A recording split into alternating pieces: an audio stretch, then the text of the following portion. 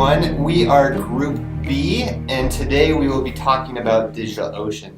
So in class, we've been talking a lot about AWS, which is the main kind of service provider when we think of the cloud, but another big competitor is DigitalOcean. So today we will be talking about what DigitalOcean is, talk about their block storage, how you can use it, and pricing and reliability. DigitalOcean uses a slightly different vernacular when talking about its services. It is an infrastructure as a service provider, and so it has compute objects. It calls those droplets. A droplet is a single instance of a server similar to EC2 in Amazon, and it makes it very simple to deploy one of these droplets. You select an image, you select an app, you select an operating system, whatever. You choose a size, so how much memory and computing power that droplet has, and then you choose one of the regions that they have around the world. Once you do that, your server is going to be set up and running. You'll be able to SSH into it and operate it on it as you would any other server. It has a bunch of additional features. Some of the features that are most exciting are backups and snapshots that are 100% automatic. You can transfer snapshots to any other DigitalOcean user, so it makes it easy to collaborate on projects. You can deploy clusters of droplets instead of just having to set up one droplet at a single time. And it also has built-in monitoring, so you can keep an eye on everything that's going on with your droplet. There's a bunch of other exciting things that DigitalOcean provides.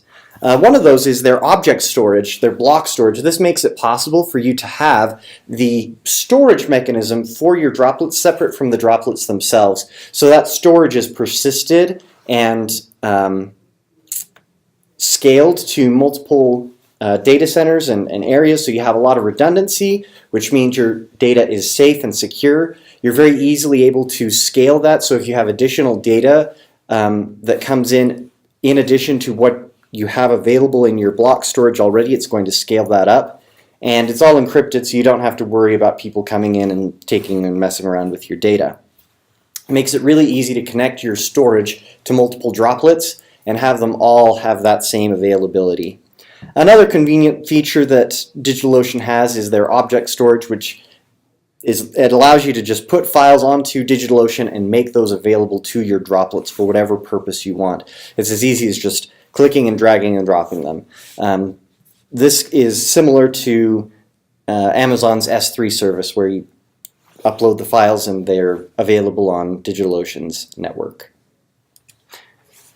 Another feature that DigitalOcean has is a lot of networking features. One of them is floating IPs, where you're able to kind of redirect the traffic around with any of your droplets that are within the same data center.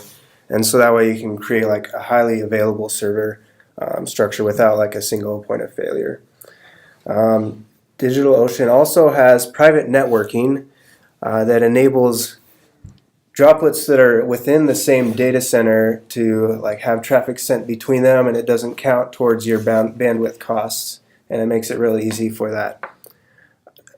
DigitalOcean also has load balancers that are available that are very easy to set up, so that you can distribute your incoming traffic across your various droplets that you may have, and so it enables better reliability for your servers and your droplets. DigitalOcean also includes cloud firewalls that improve the security and enable that important feature in your droplets as well. Another feature that DigitalOcean has are teams, where basically you can work together in your organizations with your different users in your teams in DigitalOcean. So you can have one account with multiple teams where you just have a single logon, and everybody on that logon can access up to 10 teams. You can also have different security features for your teams, including two-factor authentication. And you can grant limited access to members so that you can manage the costs of your apps. And these are some of the free extras, tools, and services that DigitalOcean offers right out of the box, including 99% SLA, 24/7 technical support, and monitoring alerts that we talked about earlier. That some of the awesome features that are free. So. Now, DigitalOcean is an infrastructure as a service, an IaaS. So when we think of infrastructure as a service, sometimes, especially when thinking of Amazon or other services, we get a little nervous because we think we're going to have to do all this configuration. And you do, but DigitalOcean makes it extremely easy. Coming in, you can literally just spin up your server, create your backend, snapshots, and be able to monitor everything you need. So really you just come in, pick your operating system, pick a configuration from a set of common configurations, assign an IP, and you're good to go. Overall, DigitalOcean focuses on trying to keeping the whole process to get it started in under 55 seconds. So, when would you use DigitalOcean? So, this is something, again, if you're focusing on infrastructure as a service, when you really need a dedicated server, need the ability to add or remove those servers easily, it takes care of a lot of that networking for you, so like load balancing or shared storage. And again, if you want more control via an API, this would be a good use case for DigitalOcean, for just letting you take care of a lot more of the details yourself. Now, when would you not use DigitalOcean? This is really when you don't want to think about the infrastructure. This is when, if you're really focusing on the platform as a software as a service, this is not a strong suit for DigitalOcean. And so other services provide values like that. So DigitalOcean, again, would not be the most effective if you're not focusing on infrastructure. You might be asking yourself, how reliable is DigitalOcean? And one of the great things about DigitalOcean is it has an uptime service level agreement, SLA, of 99.99%, which is astounding.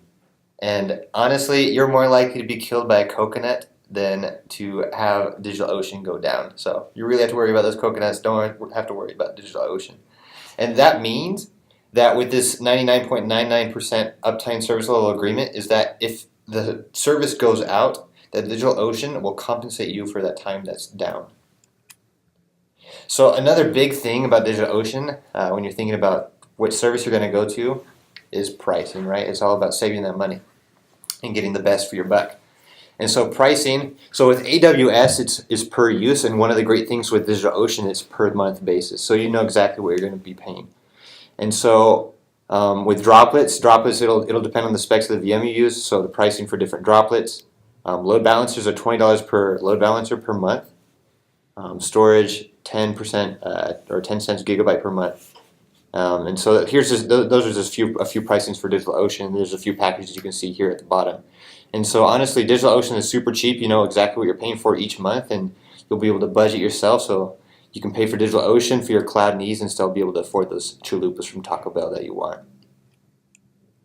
Thank you.